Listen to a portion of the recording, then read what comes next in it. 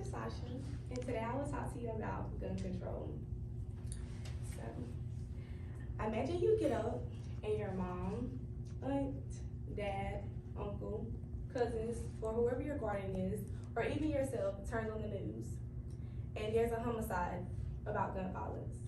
Well, there's nothing to imagine because that happens almost every single day. Today I will talk to you about gun control and how we as the United States can fix these problems. Today I have used journal articles, websites, newspapers, and journal entries to conduct research for my topic. The relevance to audience would be everybody's in here either knows somebody that has been through a situation with gun violence, or you may have been through something with gun violence yourself. Today we will talk about the problem with gun violence, the solutions, and then we will imagine ourselves with these solutions, without these solutions, and we'll look at some opposing viewpoints, okay? So first we'll talk about the problems with gun violence. According to an article by A Decade of Mass Shootings, by the numbers written by Jennifer Massieu and Chip Brownlee, states that the majority of underage shootings are teens. Study shows more than 900 children aged 12 and under are shot each year. The rise of gun violence has risen each year, and most of the time is about children. According to another article written by EFGSB, North Carolina Gun Deaths 2019, nearly over 1,400 people died from gun violence in 2019. On this picture right here, this would show that most of the gun violence was not homicides but suicides, and then the other would be like gang-related situations. According to an article written by Kiera called More Than 2,500 People Killed in a Gun Violence So Far in 2023, written in 2023, as of August 1st, at least 28,198 people have died from gun violence in the U.S. this year, which would be an average of around 118 deaths each day. 879 of those people were teens, 12 and under. According to another article written by Cobra I. King called Washington, D.C. Don't Care, the youth are taking matters in their own hands. 141 children from younger age to 11 years old have been killed or caused by guns, and 588 teens from ages 12 to 17 have suffered the same issues. There has been 49 recorded and verified mass shootings.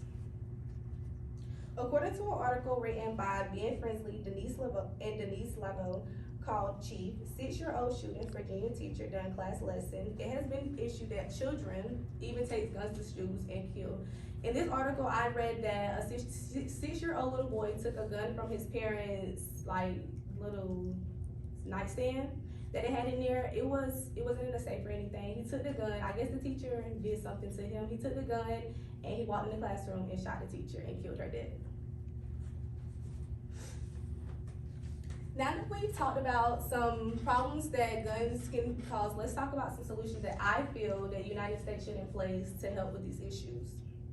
There are many different ways that these solutions can help us.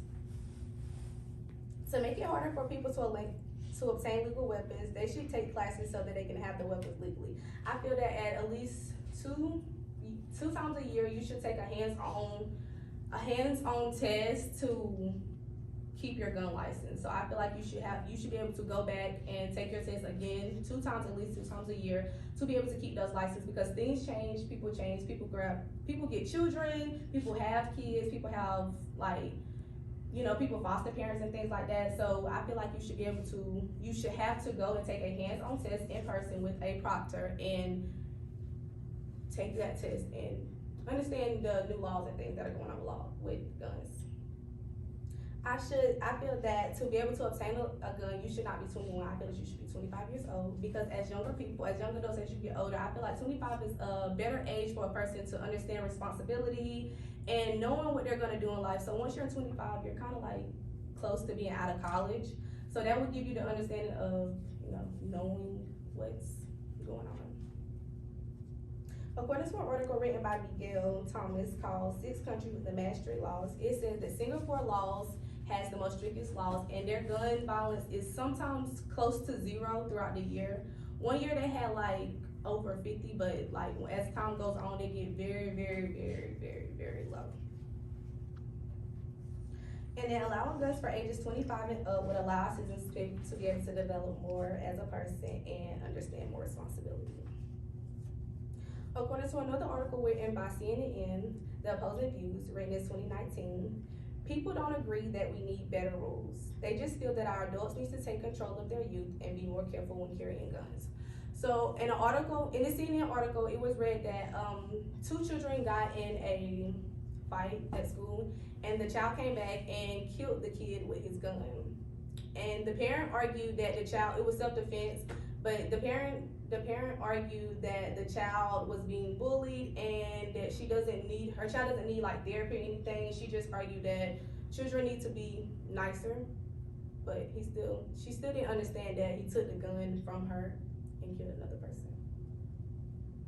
So now that we've talked about that, we'll imagine, this is a graph on Singapore. So Japan is at the bottom. United States has the most gun violence related issues, like with homicides and things like that.